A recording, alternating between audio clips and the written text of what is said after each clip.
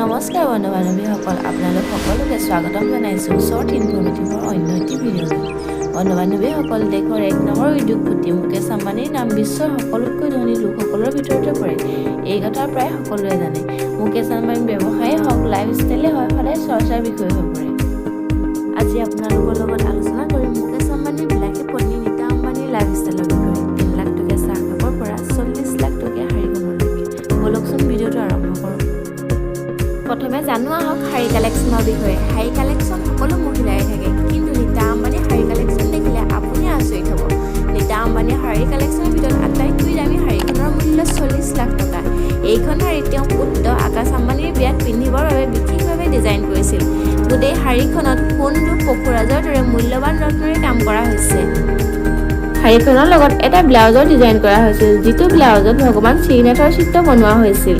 নীতা আম্বানীয়ে এবাৰ ব্যৱহাৰ কৰা শাৰী বা যিকোনো বস্তু পুনৰ ব্যৱহাৰ নকৰে। কল্পনা কৰকচোন তেওঁ কিমান বেছি শাৰী কালেকশ্যন থাকিব পাৰে। Jewellery collection. সকলো মহিলাৰ দৰে নীতা আম্বানীৰো গহনাৰে নিজকে সজোৱাৰ ৰখা বহুতেই চখ।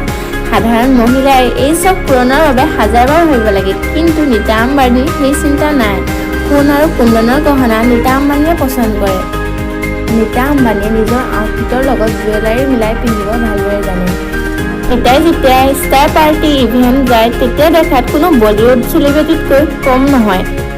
নীতা আম্বানীয়ে পিন্ধা এটা আঙুঠিৰ মূল্য 5 পৰা 7 লাখ পৰ্যন্ত। তেওঁ আঙুঠিৰ ভিতৰত আটাইতকৈ বেছি ভাল লগা আঙুঠি এটাই ডায়মণ্ড ৰিং, যিটো মুকেশ আম্বানীয়ে প্ৰপ'জ কৰোঁতে তেওঁক দিছিল। লিপষ্টিক।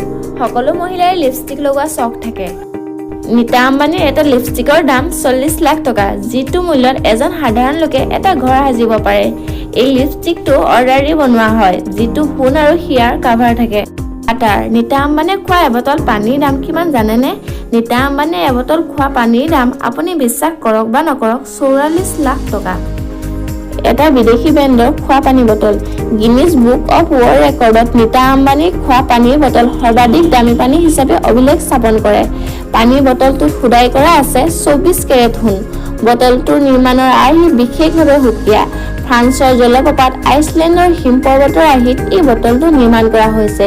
স্বৰ্ণশোধিত বটলত পানী খালে পানীত আলকালাইন বৃদ্ধি পায়, ফলত শৰীৰৰ শক্তি বাঢ়ে। সেয়েহে নীতা আম্বানীয়ে এই পানী খায় বুলি এটা ইণ্টাৰভিউত কৈছে। এই কথা শুনি আপোনাৰ মনত কি প্ৰতিক্ৰিয়া হৈছে কমেণ্টত জনাব।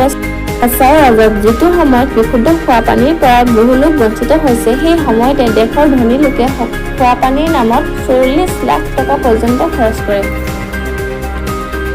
ৰাতিপুৱা চাহকাপৰ পৰা সকলোৰে জীৱন আৰম্ভ হয়। সেই চাহকাপ বেছি 10 টকাৰ পৰা 20 টকা 100 টকাৰ ভিতৰত হ'ব পাৰে। দেশৰ ধনী ব্যক্তি মুকেশ আম্বানীৰ পত্নীয়ে খোৱা একাপ চাহৰ মূল্যৰ দাম শুনিলে আপোনাৰ চকু কঁপালত উঠিব। তেওঁ খোৱা একাপ চাহৰ মূল্য 3 লাখ টকা, যিটো মূল্যত এজন সাধাৰণ লোকে একাপ চাহ কিয় গোটেই জীৱনটো চাহ খাব পাৰিব। নীতা আম্বানীয়ে খোৱা চাহৰ পাত দামী হয়ে, লগতে তেওঁ খোৱা কাপটো সোণৰ হয়। এটা ইণ্টাৰভিউত সোধোতে তেওঁ কয় যে তেওঁ আটাইতকৈ চাহ খোৱাত বেছি চখ। আজিৰ ভিডিঅ'টোত আছিল ইমানেই। আপোনালোকৰ নীতা আম্বানীৰ লাক্সাৰী লাইফটোৰ বিষয়ে জানি কেনে লাগিল কমেণ্টত জনাবচোন। ভিডিঅ'টো যদি চাই ভাল পালে লাইক কৰিব, শ্বেয়াৰ কৰিব, লগতে মোৰ চেনেলটো ছাবস্ক্ৰাইব কৰিবলৈ নাপাহৰিব। ধন্যবাদ।